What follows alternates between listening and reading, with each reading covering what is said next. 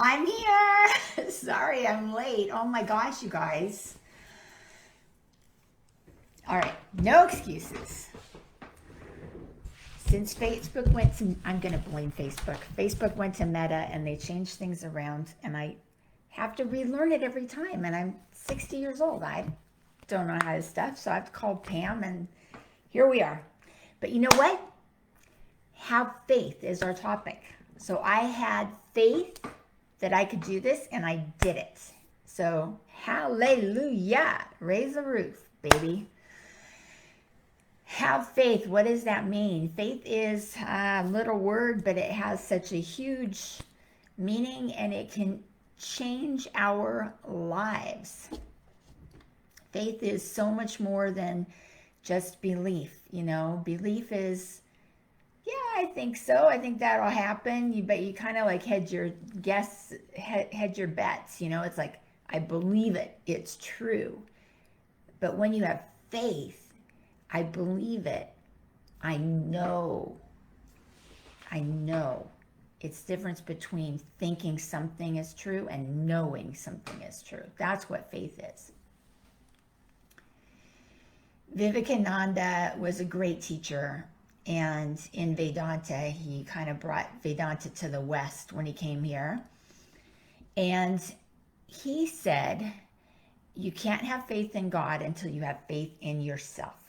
So he always said, have faith in yourself. Who else are you going to have faith in? Have faith in yourself. Such an important message, you know? When the chips are down, have faith in yourself. When you're doing great, it's because of you. Have faith in yourself. Don't like give the credit away to somebody else. You did it. It's great. So I thought we'd look today a little bit about what Krishna says about faith in the Bhagavad Gita, because he has a lot to say. And there's actually one chapter, chapter 5, which is called renunciation. And renunciation is giving up attachment. It's giving up attachment to the fruits of our labor. And in a way, that's a big way of having faith, you know? It's knowing that whatever the outcome is, it's God's will. And you know that Carrie Underwood song? And it's about the girl driving on a dark night in the rain and the baby in the back seat, and then car starts spinning out, and she's like, Jesus, take the wheel. That's faith. That's faith. That's surrender. That's letting God take care of things for you, because God's taking care of everything for you anyway. But when you have faith, it's knowing that God is behind all things and all reasons and all seasons and all opportunities that come your way, no matter how we judge them to be. It's saying, Jesus, take the wheel. God, you're in charge.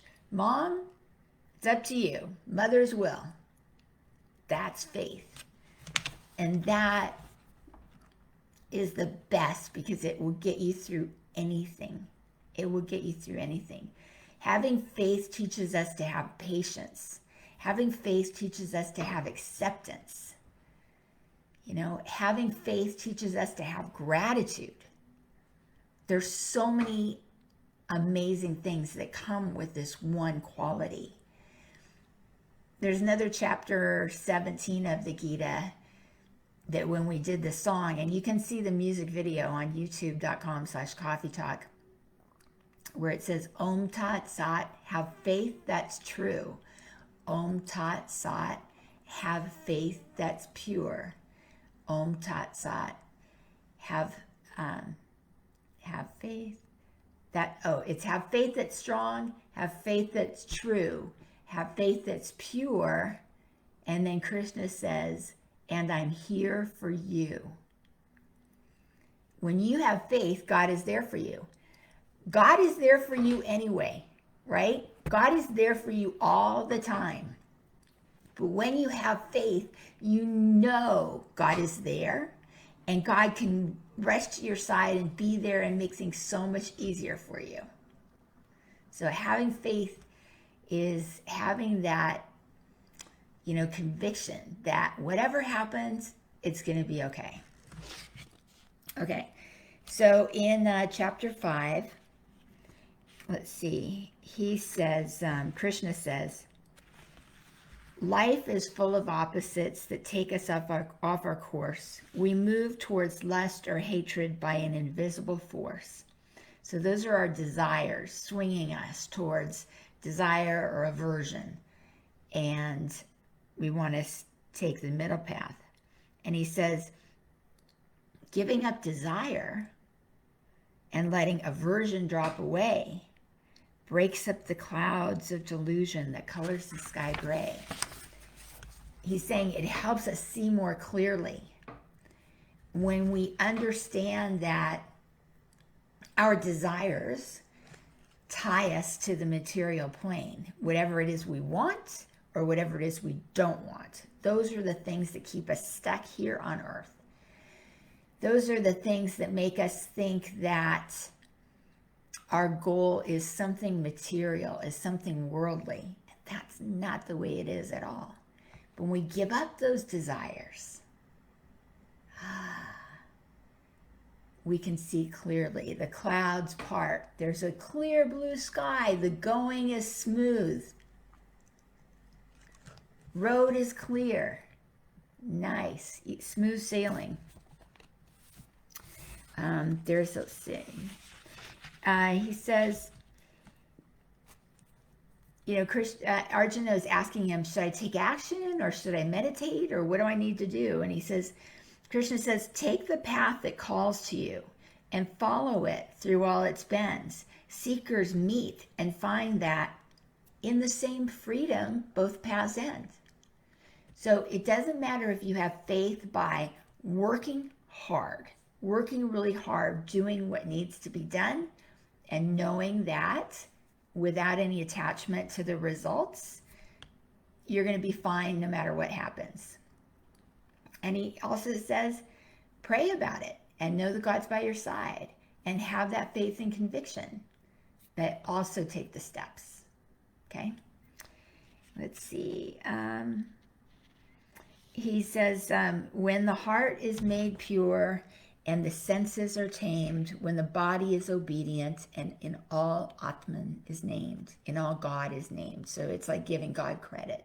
I'm doing this for God. I'm not doing it for the paycheck, for the money, for the name on the building, for, the accolades, the likes on Facebook, whatever. You're doing it for God because it's the right thing to do. He says, then, as you take action, you'll find no effort spent. No matter how you move or speak, it's all Brahman that's expressed.